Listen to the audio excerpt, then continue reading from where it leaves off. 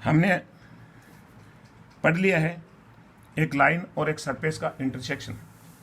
जहाँ सरफेस की इक्वेशन थी function of x Y z या xi eta zeta is equal to 0। अब हम थोड़ा सा सरफेस की इक्वेशन यदि दूसरे टाइप की दे रखी हो तो उसका किसी लाइन के साथ में इंटरसेक्शन पढ़ेंगे। मान लीजिए सरफेस की इक्वेशन दे रखी है, intersection of a surface zeta is equal to function of xi eta. ये जीटा है, zeta is equal to function of xi eta. ये यदि सरफेस की इक्वेशन दे रखी है तो इसका किसी स्ट्रेट लाइन के साथ में इंटरसेक्शन पढ़ेंगे। Intersection of a straight line and a surface where surface the equation of the surface is zeta is equal to function of xi eta. मान लीजिए लाइन की इक्वेशन स्ट्रेट लाइन की है, x minus x upon l this is equal to eta minus y upon m this is equal to zeta minus z upon n this is equal to रो।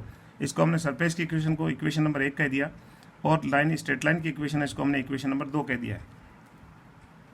ये जो straight line है ये किसी बिंदु से होकर जा रही है और उस बिंदु के कोऑर्डिनेट्स हैं एक्स वाई जेड, जिसको मैं पी पॉइंट कह दूं। पी पॉइंट से जा रही है, उसके डायरेक्शन रेशियोज या डायरेक्शन कोसाइन एलिमेंट दे रखे हैं। ये 3 रेशियो इक्वल है, इसको हमने रो के बराबर कह दिया, इक्वेशन नंबर 2 कह दिया इसको। तो एक स्ट्रेट लाइन लिया है और एक सरफेस लिया है। दोनों का इंटरसेक्शन निकालने के लिए पहले लाइन का कोई भी पॉइंट लेंगे और उसको हम इसके अंदर रखेंगे सरफेस की इक्वेशन में और सोल्व करेंगे तो रो के मान आएंगे, रो के मानों को वापस रखेंगे तो इंटरसेक्शन पॉइंट्स आएंगे। Any point on the line इस लाइन का कोई भी पॉइंट आएगा एक्स प्लस एल रो, वाई प्लस एम रो, जेड प्लस एन रो, यहाँ से निकल जाएंगे। ये जनरल पॉइंट आ गया किसके ऊपर, लाइन के ऊपर। और ये यदि सरफेस के ऊपर है तो सरफेस की इक्वेशन को सेटिस्फाई करेगा, इसलिए सरफेस की इक्वेशन रख दिया। Putting in the equation of the surface we get z plus n rho this is equal to function of x plus l rho plus y plus m rho. इसका हम प्रसार कर देंगे तो सबसे पहले आएगा function of x y and plus rho into l into del upon del x plus m into del upon del y f plus rho square by factorial 2 into इसका whole square F plus whole cube F. इस तरह से आगे बढ़ता जाएगा जो हम पहले पढ़ चुके हैं। इसको मैंने फंक्शन ऑफ एक्स वाई ये तो पढ़ा है। इसको देखिए del F upon del X जो होगा वो एक्स के सापेक्ष इसका आंशिक अवकलन है और आंशिक अवकलन हम जानते हैं कि डेल जेड, इसको हम जेड भी कह सकते हैं। तो इसको जेड बराबर इसको ले लूँ मैं एफ, तो ये जेड का हम एक्स के सापेक्ष आंशिक अवकलन लिखते हैं तो उसको पी से डिनोट करते हैं।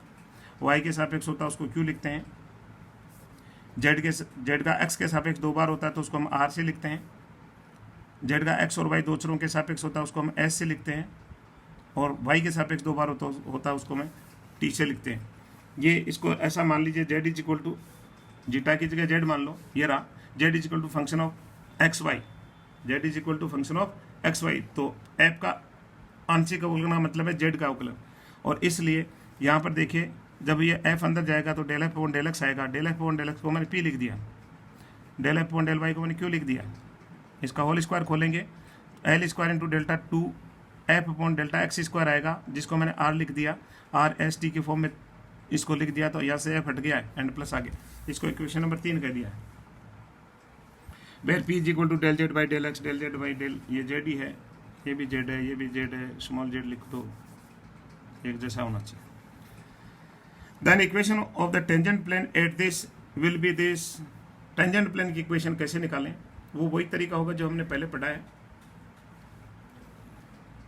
सबसे पहले तो पॉइंट यदि इसके ऊपर है तो F X Y equal to Z होकर के हट जाएगा।